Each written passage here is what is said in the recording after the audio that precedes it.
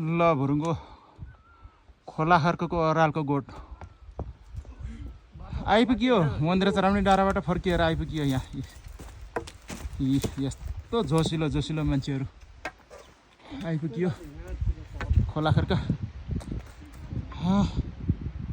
ओ उता दानाको वन जाने जङ्गल बिचरा गाईहरू अझै त्यहाँ चढ्दैछ। बास बस्ने बेला भइसक्यो तर उनीहरू त झन् जङ्गल जङ्गल चढ्दैछ त। ए ल रात पर्नु लाग्यो बल्ल खोलाखर्क घुम्दैछौँ।